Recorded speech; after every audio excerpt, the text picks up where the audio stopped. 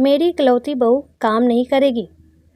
सुलोचना जी gas पर एक तरफ चाय बना रही थी और दूसरी तरफ दाल बनाने के लिए पानी गर्म कर रही थी। वह कुकर में चम्मच से माप कर थोड़ा थोड़ा दाल, नमक और हल्दी डाल रही थी। तभी उनके पतिदेव रमाकांत बाबू आए और बोले, सुलोचना, अरे भाई, आज चाय मिलेगी भी या नहीं? अब तक तो मैं दूसरी बार चाय पीता रहता था, आज एक बार भी नहीं मिली। हाँ हाँ, चाय बन गई है, अभी देती हूँ, आप जरा कप दीजिए ना। रमाकांत बाबू कप पकड़ाते हुए बोले, दाल सब्जी में नमक थोड़ा कम ही डालना, पिछले 3-4 दिनों से नमक बहुत ज़्यादा रहता है, मेरी बीपी बढ़ गया है। नमक कम ही डालती हूँ, पर पता नहीं कैसे ज़्यादा हो जाता है, लगता है खाना बनाने की आदत छूट गई है, शायद इसलिए। सुलोचना जी बोली, अरे तुमसे नहीं होता है, तुम्हारी आदत छूट गई है तो तुम क्यों बना रही हो? बहू एकता कहाँ है, उसे कहो, वो बना लेगी। वो अपने कमरे में लैपटॉप पर कुछ कर रही है, मैंने कई बार कहा पर वह कुछ बोली ही नहीं। सुधीर ने भी कहा कि मम्मी से खाना बनाने नहीं होता है, तुम बनाया करो, पर उसने साफ साफ इनकार कर दिया। तो क्या करूं? अब सबके सामने खटपट करूं? जैसे होता है बना रही हूं। बोलते बोलते सुलोचना जी की आंखें झलक गई। रमाकांत बाबू सुलोचना जी के आंखों से आंसू पोंछते हुए कहा, क्यों रो रही हो? गलती तो तुम्हारी ही है, मैंने कई बार समझाया, पर पता नहीं तुम्हें क्या हो गया था, मेरी बात समझने की कभी कोशिश ही नहीं की, अब भुगतो। हाँ, मुझसे गलती हो गई, पर अपनी गलती का एहसास है मुझे। अब एहसास होकर क्या होगा? किस मुंह से तुम सबको कहोगी कि मुझे अपनी गलती का एहसास है? इतना बोल वो चाय लेकर बरामदे में बैठ गए और अखबार पढ़ने लगे। सुलोचना जी का बड़ा संयुक्त परिवार था। उनके पति की सरकारी नौकरी थी, बाकी 3 भाई बिजनेस करते थे, सभी एक साथ वर्षों से थे। बिरादरी में उनके परिवार का बहुत नाम था। जब भी संयुक्त परिवार की बात चलती तो इस संयुक्त परिवार की चर्चा अवश्य होती। इनके परिवार को उदाहरण के रूप में प्रस्तुत करते लोग।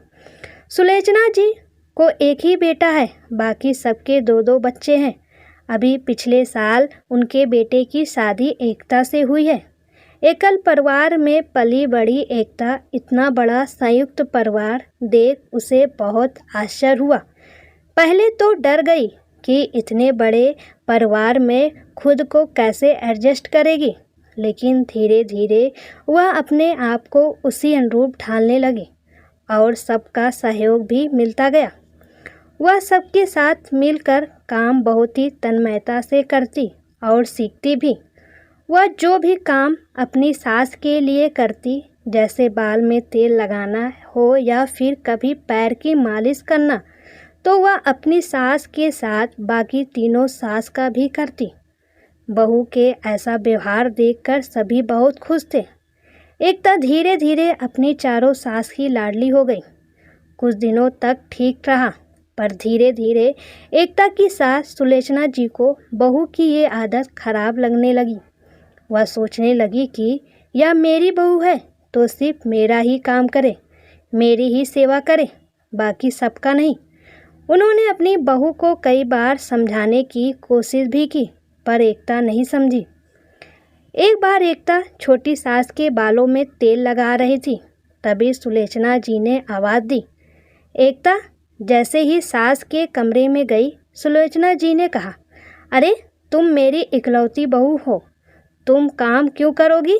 अगर तुम्हें करना ही है तो सिर्फ मेरा काम करो, बाकी सबका नहीं। लेकिन ऐसे अच्छा तो नहीं लगेगा कि आपका काम करूं, बाकी उन सब का नहीं। आखिर वो सभी मुझसे बड़ी हैं। वैसे भी मुझे उनके साथ काम करना या कुछ नई चीज़ें सीखना बहुत अच्छा लगता है। बहुत प्यार से कोई भी काम सिखाती हैं वो सभी मुझे। अरे तुम नहीं समझती हो, ये सब कुछ उन तीनों की चाल और चालाकियां हैं तुमसे काम करवाने की। तभी तो एकता सास की बातों पर ध्यान नहीं दी, लेकिन रोज वही बातें दोहराने से उसके मन पर भी धीरे धीरे असर होने लगा। अब वह काम करने से कतराने लगी। सुलोचना जी भी इसमें बहू की मदद करने लगी। जैसे ही कोई तीज त्योहार या कोई मेहमान आते, जब भी ज़्यादा काम होता तो वो बहू को बेटे के साथ बाहर घूमने भेज देती या मायके भेज देती। धीरे धीरे यह बात तीनों को भी पता चल गई और आपस में वो सभी कानाफूसी करने लगे। एक दिन मझली सास ने एकता से कुछ काम करने को कहा, पर एकता काम करने से मना करने लगी। मझली सास थोड़ा नाराज होते हुए बोली, अरे तुम्हें क्या हो गया है? आजकल कोई भी काम करने से कतराने लगी है। वह कुछ बोलती उससे पहले ही सुलोचना जी बोली, अरे वह मेरी इकलौती बहू है, क्यों काम करेगी? तुम लोग के ज़्यादा बच्चे हैं तो काम भी तुम लोगों का ज़्यादा है, तुम लोग करो। जेठानी के मुंह से यह बात सुनकर तीनों अवाक रह गए। मझली ने फिर कहा, दीदी आप बड़ी हो, आप कोई काम नहीं करोगी, लेकिन बहू का काम नहीं करना तो गलत है। सुलोचना जी बिना कुछ बोले ही बहू के साथ अपने कमरे में चली गई। अब घर में खटपट होने लगी, काम बंटने लगा। अब सभी एक दूसरे के हिस्से का काम करने से कतराने लगे। सभी भाई मिलकर अपनी पत्नियों को समझाने की कोशिश की, पर कोई फायदा नहीं हुआ। तब चारों भाई अलग रहने का निर्णय लिया। अभी एक सप्ताह पहले ही वो सभी अलग हुए हैं। अलग होने पर सुलोचना जी सोचने लगी कि अब बहू काम करेगी, लेकिन एकता अब भी काम करने से कतराती है, इनकार करती है। इतने सालों से छूटा सारा काम अब सुलोचना जी को अकेले करना पड़ता है। एक दो बार छोटी देवरानी आई मदद करने के लिए, पर सुलोचना जी ने मना कर दिया। अब उन्हें संकोच हो रहा था बहू के रहते हुए देवरानी से काम करवाने में। तभी रमाकांत बाबू फिर से कप लेकर आए और बोले, सुलोचना एक कप चाय और दो। वह पति को चाय देकर सब्जी काटने लगी और मन ही मन सोचने लगी कि मेरी गलती की वजह से इतने सालों से चल रहा संयुक्त परिवार टूट गया, सब बिखर गए। जो देवरानी हमेशा दीदी दीदी कहते थकती नहीं थी, एक काम नहीं करने देती थी, आज ढंग से बात भी नहीं कर रही हैं। बहू की भी आदत मैंने ही खराब कर दी।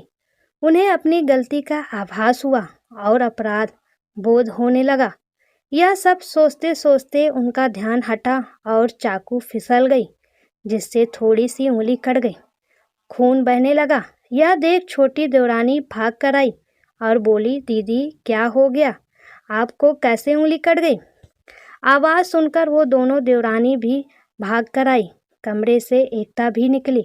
सब ने उनकी उंगली पर पट्टी लगाई और कहा, दीदी आप बैठिए, हम लोग खाना बना देते हैं। जब तीनों मिलकर खाना बनाने लगे तब एकता ने कहा, माँ क्या मैं भी जाऊँ मदद करने या आपके पास बैठूं? सुलोचना जी की आंखों में आंसू आ गए। उन्होंने हाँ में स्वीकृति दी। आज उन्हें पहली बार तीनों देवरानी के साथ बहू का काम करना भी अच्छा लग रहा था। खाना बनाने के बाद जब सुलोचना जी के लिए थाली परोस कर लाई तो उनकी आंखों में आंसू बहने लगे। सब ने कहा, दीदी आप क्यों रो रही हैं?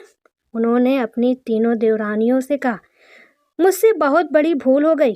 अलग होने के बाद पता चला मैंने कितनी बड़ी गलती कर दी। मेरी वजह से परिवार टूट गया। क्या हम सभी फिर से एक साथ नहीं रह सकते? देखो मना मत करना, मेरी इस भूल के लिए तुम लोग क्षमा करना। बात पूरी करने से पहले सब ने उनका हाथ पकड़ लिया और कहा, आप बड़ी हैं, आपका हाथ सिर्फ आशीर्वाद देने के लिए, माफ़ी मांगने के लिए नहीं। आपको अपनी गलती का एहसास हो गया, वही बहुत है। माफ़ी मांगने की कोई ज़रूरत नहीं। हम फिर से एक साथ रहेंगे। सुलोचना जी मुस्कुराते हुए अपनी तीनों देवरानियों और बहू को गले लगा लिया। फिर उन्होंने एकता से कहा, बहू आज तक मैंने तुम्हें जो भी कहा वो सब भूल जाओ। अब तुम्हारी एक नहीं 4 सास हैं। पहले की तरह सबके साथ मिलकर रहो। कभी मेरी सेवा में कमी आए तो आए, पर इन तीनों की सेवा में कोई कमी नहीं आनी चाहिए। एकता ने भी हंसते हुए हाँ में स्वीकृति दे दी।